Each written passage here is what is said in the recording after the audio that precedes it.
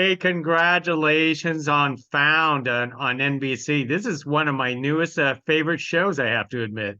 Well, I love that. Don't have to admit that. Admit that loud and proud, as my saying is no chill. Well, I certainly hope that you had a lot of fun filming this series as much as me watching it. But tell us what initially drew you to this project. Well, when I read the script, I knew she was a baddie. I knew her clothes were going to be fat. And I knew that we were dealing with solving cases and bringing stories to the forefront of to the world in a way that hasn't been done before. But the truth is, all of that was true, and all of that would have been fun to play. When I read the script and I got to her walking down and the man was in the basement, I was like, that's the role I have to play. I know when I first watched, I was going, "Oh, this is like another missing person show and all this kind of stuff." But I don't know. It's just something what NK did is just it just draws you in and captivates you. NK is so smart because NK knows how to prepare a meal. She knows how to serve the people. And she knows that people love procedures. People love to who done it, who did it, how did they do it? Let me see if I can figure it out in the first 5 minutes. And then that's the story. But she also knows that people love character. And when she also knew that she had a purpose to bring light and conversation to the world. So, how does she do that? Well, she creates Found. Found, we look for people who are in communities that no one is looking for, indigenous, unhoused, elderly, brown and black children. We find those that no one is talking about. But at the same time, you have this group of people working together who have all been affected by trauma. And you want to know what that trauma is. So now there's intrigue there. There's a whole nother level. Then you have the lead of the show who is fighting people, running in heels, kicking down doors, finding missing peoples. She was kidnapped and she has a man in the basement. So she's got one screw loose as well.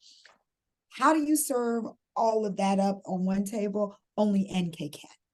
That is true. So, how do you get into that character, into the mindset of playing Gabby? Because in one hand, she's badass. On the other hand, she has some issues. Yeah, yes. And if there's another hand, she has something else. But it's true. The way that you do it is not judge, right? You try to say, what can cause a human being's breaking point?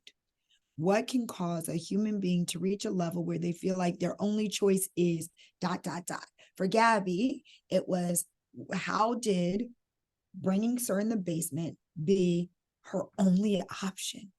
How or what is her justification? So once you get that out of the way, and I knew her justification had to be, the best way to get into a crazy mind is to have a crazy mind. And that's how she can take what he did, this trauma, this tragedy, and turn it into purpose. So that was really the biggest thing. Now, what do you think about this love-hate relationship between Gabby and Sir? I mean, Yeah. Sir really loves Gabby, but Gabby doesn't. Gabby has like a kind of, how can you say, a perplexed type of Yeah. relationship with what she thinks about Sir. I think that's the biggest thing, the rarity of seeing any sort of relationship like the two of them on television. I can't think of when that has happened. You'll say Hannibal and but this is different. It's not a sexual chemistry. You're stuck as an audience member, sometimes feeling sorry for Sir, understanding Gabby's mission, but also being like, why are you giving him burnt toast? Then you see, well, does he want to be her father? Does he want to be? And so there's this crazy mind game that the relationship between the two plays with everybody, the audience, and it's so much fun. The one thing I know And the one thing that excited me about going through the process with Mark Paul is we knew it was never, I think originally people saw it and they said, okay, we're going to have some twisted love thing and it's going to be, but no, it's not that. And you're like, why does he care about her so much? And also, why does she care about what he thinks so much? But it is what happens when someone kidnaps you. The reason why you'll see her adjust her clothes or her hair is because he had her in a very specific time in her life that was impressionable, and everything had to be perfect. Those things stick with you. As much as you want to fight against your history, as much as you want to fight against the things that happen to you, they stick with you and they play a part in who you become as an adult. And so we get to show that as well. It doesn't make any sense, but it's all inside of her. And I think those are very real moments. So I love that relationship so much. And I love that it's not about them hooking up. I know. I'm addictively watching this series. I'm going, Gabby's going to have to admit, Sir did make Gabby to the woman she is today. Yeah. And I think that that's the hardest thing, right? Is for her to even admit that, to even give him any sort of accolade. It burns her up because he ruined her life, but he also made her life be what it is. He's also the reason why other people are being found and saved from ever having to deal with the trauma. So talk about the mind screw that is this show in each individual character. There you go. That right there. How do you say, I hate this person, but also look at what the good that we've been able to do over here? That's difficult. On the lighthearted note, where do you want to see Gabby's relationship with Trent? I think that Trent and Gabby, it would be unfair. And I love stories that are not always hell bent on any sort of lead having to find love. We've seen that, right? And the human part of this, right? The reflection on life is she's way too broken for that. To bring somebody into her world the way it is and all of the things that she's dealing with, she got to heal herself. She has to find love for herself because it's not fair any other way. And especially Trent's a good guy. So he needs someone who can meet him at that level. And that's just not Gabby, at least not now. Oh man, I'm really hoping, but I completely understand what you're talking about. Traumatic people tend to put up walls and so on. But here's a question that is being asked throughout the entire series. I feel like it's in every episode. Is Gabby a monster, just like Sir? This is the first time I've been asked this question. So I love it, by the way.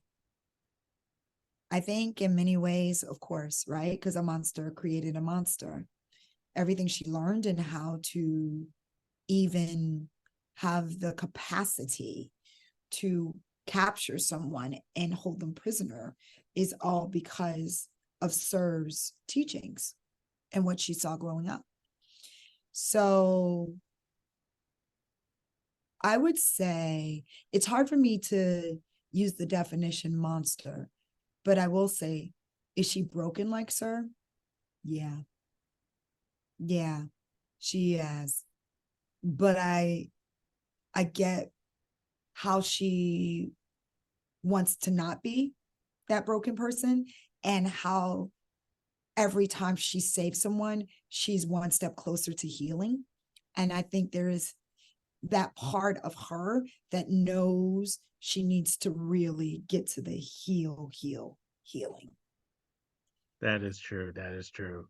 Well, I've taken enough of your time. I know there's probably others who are waiting to eagerly speak to you, and I wish NBC sent me all the episodes so I could actually. Oh my gosh, where are you? Where are you now? Which episode are you? Are you on like 7? Actually, I'm on 10. Oh my gosh, you're on 10, so that's perfect though, right? But it's good, right? It is. This It is. It podcast is is like, terrific. it's intense. It is. It is intense, I don't know what's going to happen, but I can't wait. It's inevitable. Sir's going to escape somehow. Who knows? It's crazy. I know. Okay. Well, I'm glad you're enjoying it. And thank you for your time. And thank you for taking time to speak to me. Hey, no, thank you. And I know we'll be talking again soon. All right.